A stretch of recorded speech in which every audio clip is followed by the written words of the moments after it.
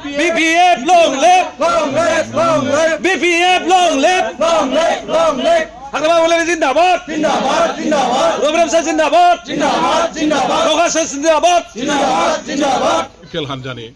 सासेबो सोद्रोमा हयथ' गैलाखौनो बुंजासिगोन थारैनो जोंनि थाखाय BPF हान्जानि थाखाय दिनै मोनसे गोजोनथाव बाथ्रा आरो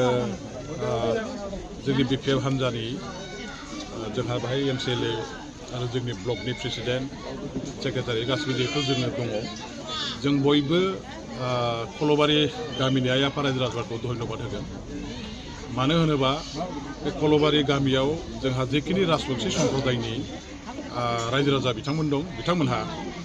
गोबाङानो UPPL BJP आरो GSP जों दङमोन थांनाय 3 बोसोर 4 बोसोरहालागै बिसोरो BJP GSP जोंनो थानानै राजनितिखौ खालामबाय थादों आरो UPPL नि दैदेननाय बर्तमाननि BTC सरकार बे सरकारावबो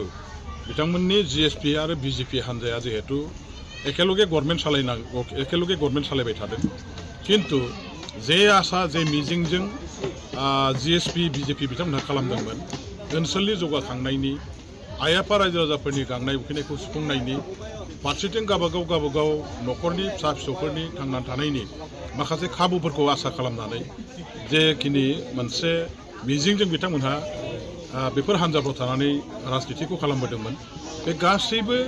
बिथांमोननि आसा मिजिंआ फेलें जानायलाय आरो बे हान्जाया इयुनावबो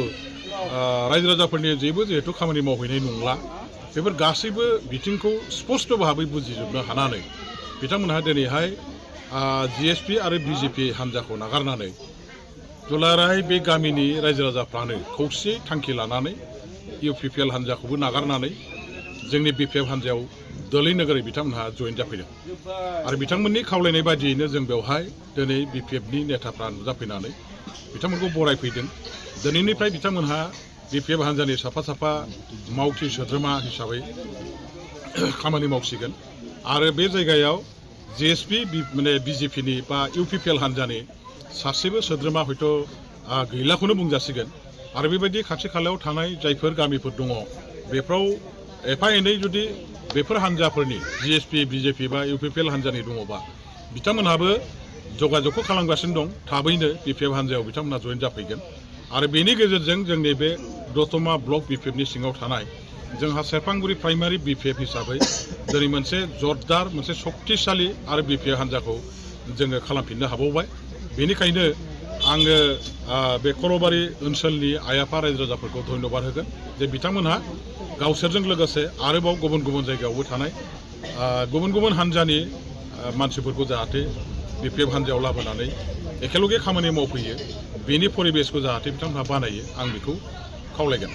BTC हालामाव जे दिनै क'लिसन सरकार थानायावबो नोंथांमोननि सरकार गैयैयावबो बिभिन्न जायगायावनो दिनै दोलै नोगोरै BPF दोलोआव जगदान जादों बे मानि इसारा होनना सानो सिगां दिनै जायफोर हान्जाया BTCखौ सालायबाय थादों बिथांमोनहा रायजोफोरनो गोबां खामानि मावनानै होनायनि बाथ्रा बा जबान होदोंमोन गासैबो बिथांमोननि बाथ्रा गासैबो बिथांमोननि बुंनाय रावफ्रा मोनसेबो कार्यकरि जायैयाव बे हान्जाफोरजों थानाय रायजो राजाफ्रा दिनै बिथांमोननि सायाव आस्था आरो बिश्वासा गोमादों रायजो राजाफ्रा राजनिति खालामनायनि आसल उद्देश्यआ जाबाय गावबागाव ओनसोलनि जौगाखांनाय गावबागाव न'खरनि जौगाखांनाय आरो रायजो राजाफोरनि माखासे फिसा फिसौ माखासे जे गांनाय उखैनाय दं बेफोरखौ आबुं खालामनो हाथों होननानैनो राजनिति दलफ्राव थानानै खामानि मावो नाथाय बेफोर गासैबो मोनसेबो जुदि पुरन जायाब्ला रायजो राजाफ्रा राजनितिक भाबै बेफोरबायदि दलखौ लासैनो नेवसियो आरो दिनै बे अबस्थायानो UPPL BJPनि बेलायाव जानायखौ जों नुदों जायनि थाखाय दिनै 3 बोसोराव बे मोनसे आसाजों गावबागाव ओनसोलनि जौगाखांनाय न'खर जौगाखांनाय मिजिंजों जे दल खालामदोंमोन बेफोर फेलें जानायनि थाखाय आरो UPPL हान्जा हिसाबै सारा BTCआव जेबो खामानि मावनो हायैनि थाखाय बिथांमोना बे हान्जाखौ नागारदों बिश्वास आस्थाया गोमादों आरो बेनि थाखायनो दिनै सारा BTC ओनसोलाव दोलै नोगोरै हाजार रायजो राजाफ्रा BPF हान्जायाव गावसिनि हान्जाफोरखौ नागारनानै जइन जानाया जादों बियो दानि सरकार सालायबाय थानाय हान्जाफोरनि जोबस्रांनायनि मोनसे लक्षण आरो फैबाय थानाय समाव BPF हान्जायानो जोङो BTCखौ सालायफिननो हानायनि सरकार दानो हानायनि मोनसे मोजां लक्षन होननानै आङो बेखौ बुंनो सानो।